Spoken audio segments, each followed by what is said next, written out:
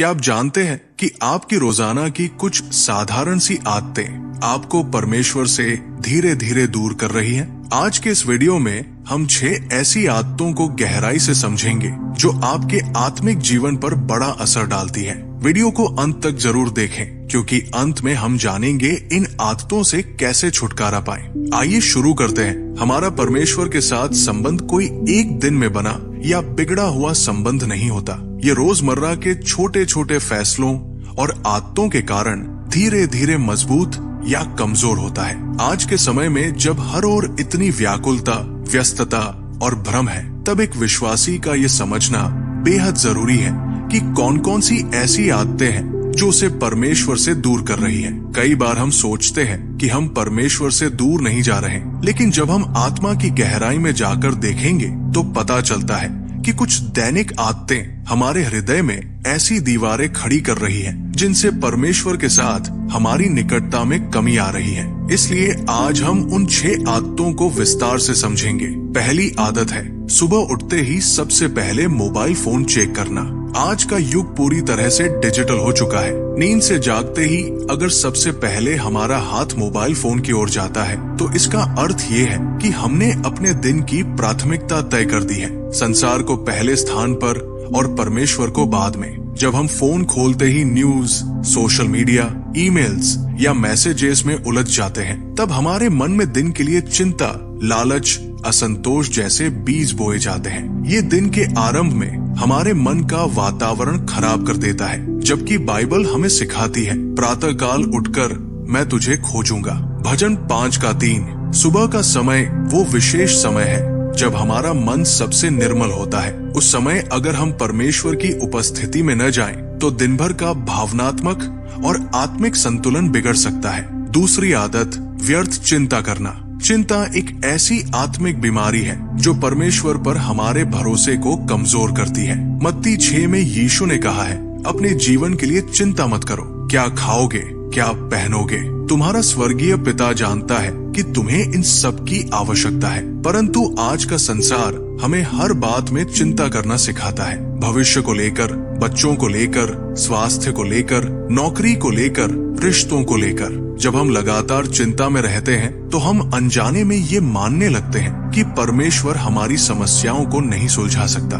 ये सोच आत्मा में भारीपन लाती है और प्रार्थना का जीवन कमजोर करता है। जबकि फिलिपियों 4:6 कहता है, किसी बात की चिंता मत करो, परंतु हर बात में प्रार्थना और विनती के द्वारा परमेश्वर के सामने अपनी याचिकाएं रखो। तीसरी आदत दूसरों की निंदा और शिकायत करना। ये आदत बहुत सामान्य होते हुए भी आत्मा को दूषित कर देती है। बाइबल कहती है, जहाँ ईर्ष्या और विवाद होता है वहाँ हर प्रकार का बुरा काम होता है। याकूब 3:16। जब हम निंदा करते हैं तब हम दूसरों को नीचा दिखाने का प्रयास कर रहे होते हैं, जिससे हमारे हृदय में अहंकार और कठोरता उत्पन्न होती है। इससे न केवल हमारे रिश्ते बिगड़ते हैं, बल्कि ये परमेश्वर की आत्मा को भी दुख देता है। एक शुद्ध हृदय ही परमेश्वर को देख सकता है, इसलिए हमें अपनी वाणी पर विशेष ध्यान देना चाहिए। चौथी आदत पाप को सामान्य समझना।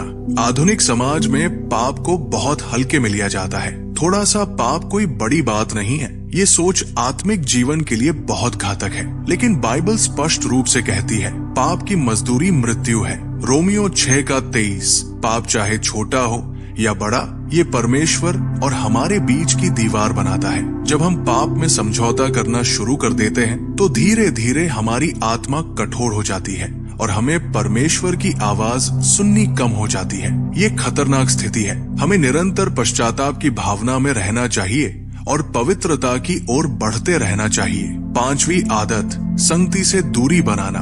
इब्रानियों 10:25 कहता है, हम अपनी सभाओं में जाने की आदत न छोड़ें, परंतु आज के समय में व्यस्तता, आलस्य या अन्य कारणों से बहुत से विश्वासी संगति से कटने लगे हैं। एक अकेला विश्वास करने वाला व्यक्ति शैतान के लिए आसान शिकार होता है। जब हम संगति में रहते हैं तो एक दूसरे को उत्साहित करते हैं, प्रार्थना में सहायक बनते हैं और सत्य के मार्ग में स्थिर रहते हैं। संगति आत्मिक जीवन का एक आवश्यक अंग है, इसलिए चाहे कितनी भी व्यस्तता क्यों न हो, विश्वासियों की संगति को प्राथमिकता देनी चाहिए। छठी आदत प्रार्थना में लापरवाही करना। प्रार्थना हमारे आत्मिक जीवन का प्राणवायु है।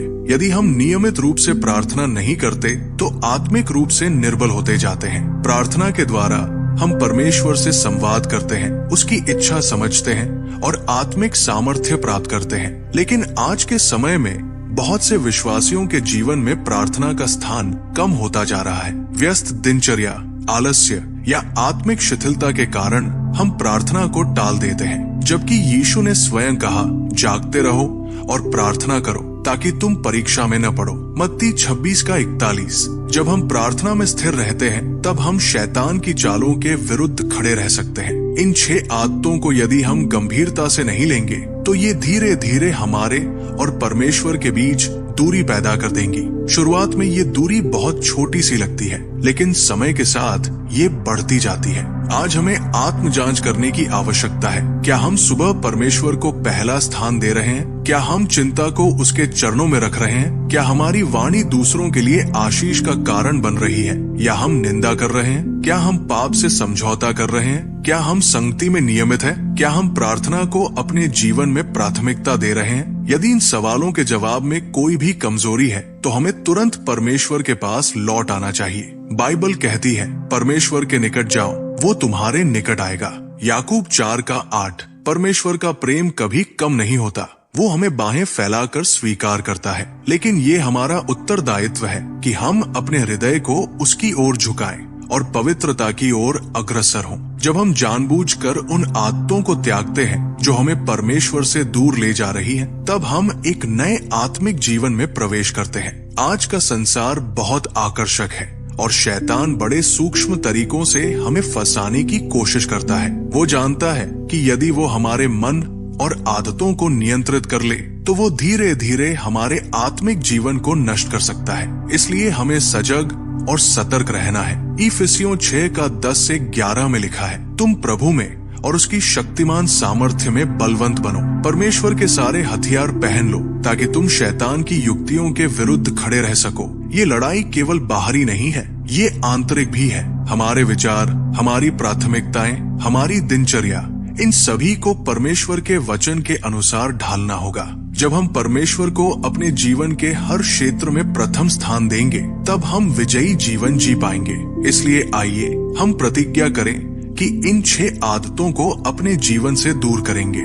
सुबह उठकर सबसे पहले परमेश्वर को धन्यवाद देंगे, चिंता को प्रार्थना के माध्यम से परमेश्वर को सौंपेंगे, अपनी वाणी को शुद्ध रखेंगे, पाप से समझौता नहीं करेंगे, विश्वासियों की संगति में बने रहेंगे और प्रार्थना को अपना जीवन बना लेंगे। जब हम ऐसा करेंगे तो हमारा आत्मिक जीवन न केवल मजबूत होगा बल्कि हम परमेश्वर के प्रेम और शक्ति को नए रूप में अनुभव करेंगे और तब हम शैतान के सभी षड्यंत्रों के ऊपर विजयी होकर एक चमकता हुआ गवाही देने वाला जीवन जी पाएंगे। परमेश्वर हमें इस दिशा में आगे बढ़ने में सहायता करे।